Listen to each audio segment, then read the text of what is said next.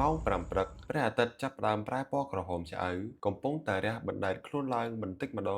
ម្ដងនៅលើផ្ទៃមេឃជះពន្លឺពណ៌មាសដ៏ស្រទន់លើផ្ទៃទឹកទន្លេមេគង្គដ៏ធំល្វឹងល្វើយនៅកណ្ដាលផ្ទៃទឹកនាពេលព្រលឹមស្រាងៗគេឃើញមានទូកនេសាទតូចមួយកំពុងបណ្ដែតខ្លួនប្របនឹងដងទន្លេមេគង្គចំណែកឯនៅជ្រុងម្ខាងទៀតនៃផ្លូវថ្មើរជើងឯណោះវិញអ្នកហាត់ប្រាណក៏ចាប់ផ្ដើមមានសកម្មភាពរៀងៗខ្លួនទៅតាមប្រភេទកីឡាដែលពួកគេចូលចិត្តលោកផនសវណ្ណារាដែលជាប្រជាពលរដ្ឋក្នុងក្រុងភ្នំពេញនិងជាអ្នករត់ម្នាក់នៅកោះនូរាបានប្រាប់ Press Start Cambodia ទាំងក្នុងសភាពហត់បណ្ដើរបន្ទាប់ពីការរត់ថាពីមុនលោកលេងកីឡាបាល់ទាត់និងបាល់ទះប៉ុន្តែឥឡូវលោកបានប្ដូរមកកីឡាប្រភេទរត់វិញម្ដងពេលចាប់ផ្ដើមដំបូងលោករត់នៅជិតផ្ទះចម្ងាយប្រហែល5ទៅ10គីឡូម៉ែត្របន្ទាប់ពីមិត្តភ័ក្តិណែនាំថាកោះនូរាមានបរិយាកាសល្អទើបលោកសម្រេចចិត្តមករត់នៅកោះនូរានេះវិញយើងមានបញ្ហាច្រើនក្នុងជីវិតទាំងបញ្ហាផ្លូវអារម្មណ៍បញ្ហាការងារ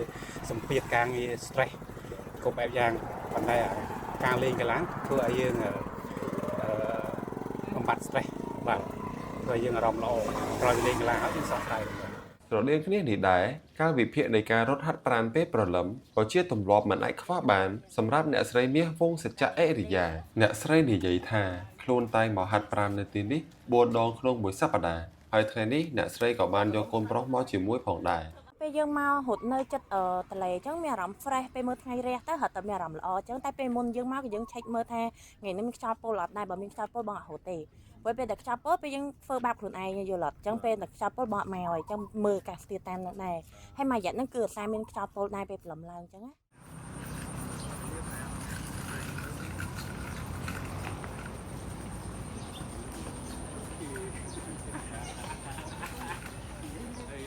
តាមរយៈគេហទំព័រ Hello គ្រូពេទ្យបានលើកឡើងពីអត្ថប្រយោជន៍នៃការរត់ហាត់ប្រាណដោយបង្ហាញថាលំហាត់ប្រាណប្រភេទនេះមិនត្រឹមជួយពង្រឹងដល់ចលនាបេះដូងនិងប្រព័ន្ធសរសៃឈាមក្រហមប៉ុណ្ណោះទេលំហាត់ប្រាណប្រភេទនេះក៏នឹងជួយដុតកម្ទេចខ្លាញ់និងធ្វើឲ្យរាងកាយរឹងមាំថែមទៀតផងជាពិសេសប្រភេទកីឡាមួយនេះជាជំនួយដល់ចង្វាក់បេះដូងដែលល្អជាងគេបំផុតក្រៅពីនេះថែមទាំងបង្កើនស្មារតីកម្ចាត់ការថប់អារម្មណ៍ជួយឲ្យទទួលទានដំណេកប្រសើរជាងមុននិងជំរុញឲ្យមានចំណង់អាហារបានល្អប្រសើរជាដើមជាអ្នករស់នៅក្នុងខណ្ឌបឹងកេងកងរាជធានីភ្នំពេញលោកឌីបូរីម៉ាឲ្យដឹងថារូបលោកជ្រើសរើសយកប្រភេទកីឡានេះអស់រយៈពេល10ឆ្នាំមកហើយលោកបង្ហាញទស្សនៈស៊ីជម្រៅថាការហាត់ប្រាណគឺជាខែលការពារសុខភាពដែលខ្វះមិនបានសម្រាប់សុខភាពនិងជាផ្នែកមួយដែលមានប្រសិទ្ធភាពបំផុតដែរប៉ុន្តែប្រសិនបើវ័យកាន់តែជ្រេអ្នកជ្រើសរើសយកកីឡាប្រភេទនេះទៅអនុវត្តត្រូវរត់ដោយយឺតៗឬធ្វើដំណើរនៅក្នុងល្បឿនមួយដែលថេរខ្ញុំរត់10ឆ្នាំហើយអូន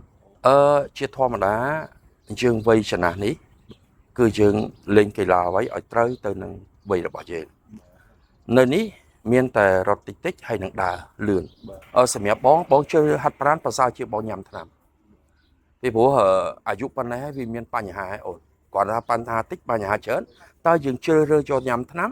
ឬក៏ហាត់ប្រាណអារម្មណ៍ល្អនៅទីនេះ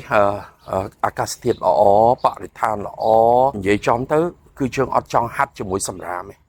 គេសង្កេតឃើញថានៅប្របនឹងច្រាំងទន្លេកោះនរាអំឡុងពេលម៉ោង5ព្រឹកពលរដ្ឋក្មេងចាស់ប្រុសស្រីដែលស្ថិតក្នុងសម្លៀកបំពាក់ចម្រុះពណ៌បានបង្ហាញវត្តមានតាមរយៈការដើរនិងរត់ហាត់ប្រាណប្រងព្រាតមិនដាច់ខ្លះដើរជាគូខ្លះដើរជាលក្ខណៈគ្រួសារនិងខ្លះទៀតកំពុងបោះជំហានរត់ដោយស្វាហាប់តាមបណ្ដោយផ្លូវថ្មើរជើងដែលទើបស្ថាបនារួចថ្មីនេះឯកភាពនិងផលវិជ្ជមាននៃការហាត់ប្រាណតាមរយៈនៃការរត់នេះដែរកញ្ញាម៉ៃលីដាលើកឡើងថាសកម្មភាពរត់មិនត្រឹមផ្ដល់អត្ថប្រយោជន៍ដល់សុខភាពរាងកាយនិងសុខភាពកាយសម្បទាប៉ុណ្ណោះទេការធ្វើលំហាត់ប្រាណនេះវាក៏ជាស្ពានចម្លងក្នុងការរឹតចំណងមិត្តភាពផងដែរវាអាចជួយឲ្យបង្កើនទំនាក់ទំនងមួយមិត្តភក្តិយើងជួនកាលយើងអត់មានពេលជួបគ្នាម្នាក់ៗគាត់មានពេលការងារគាត់រៀងៗខ្លួនអញ្ចឹងយើងអាចបង្កើត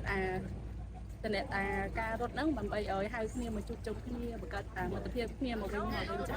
សប្តាហ៍ថ្ងៃនេះមិនថានៅក្នុងទីក្រុងភ្នំពេញសូម្បីនៅតាមបណ្ដាខេត្តដែលមានទីធ្លានិងសួនច្បារដែលធំទូលាយនិងស្រឡះល្អគេសង្កេតឃើញពលរដ្ឋហាក់ចាប់ផ្ដើមស្រឡាញ់ការហាត់ប្រាណច្រើនជាងមុនស្របពេលចំណីអាហារសម្បូរទៅដោយជាតិគីមីនិងគ្រឿងកំប៉ុងដែលមានជាតិស្ករខ្ពស់ហើយពលរដ្ឋចាប់មានជំងឺប្រចាំកាយពីមួយថ្ងៃទៅមួយថ្ងៃផងម្នាក់ក៏ជ្រើសរើសយកការហាត់ប្រាណនេះជំនួសឲ្យការព្យាបាលវិញម្ដងលោកវេជ្ជបណ្ឌិតអូលវិធីប្រធានសមាគមគ្រូពេទ្យគុណធម៌ឲ្យដឹងថាការធ្វើលំហាត់ប្រាណនិងការរត់មានអត្ថប្រយោជន៍ជាច្រើនចំពោះសុខភាពសម្រាប់មនុស្សគ្រប់វ័យជាងនេះទៀត ការហាត់ប្រាណជាប្រចាំនិងជាទៀងទាត់អាចជួយពង្រឹងសុខភាពរាងកាយឲ្យមាំមួននិងជួយឲ្យរាងកាយមានសមត្ថភាពបង្កើនប្រព័ន្ធភាពស៊ាំប្រឆាំងនឹងជំងឺផ្សេងៗទាំងជំងឺឆ្លងនិងជំងឺមិនឆ្លង ការលំហាត់ប្រាណនេះវាមានអត្ថប្រយោជន៍ច្រើនឈ្នះនៅជំងឺផ្សេងបាទដូចជាជំងឺយាយីខាងក្រៅវីរុសក្តារសាយវីរុសផ្សេងដែលនៅលើជុំវិញខ្លួនយើងហ្នឹងនៅលើពិភពលោកជុំវិញខ្លួនយើងហ្នឹងទីមួយទៀតជំងឺមិនឆ្លងក៏អាចជំនះបានដែរក្នុងការហាត់ប្រាណនេះបាទជំងឺមិនឆ្លងដូចជាជំងឺទឹកនោមផ្អែមជំងឺមហារីកជំងឺលើសឈាមបាទទាំងអស់ហ្នឹងហើយដែលធ្វើឲ្យមានការផ្ស៊ាំខ្លាំងចំពោះអ្នកដែលមានការលំហាត់ប្រាណដ៏ល្អបាទ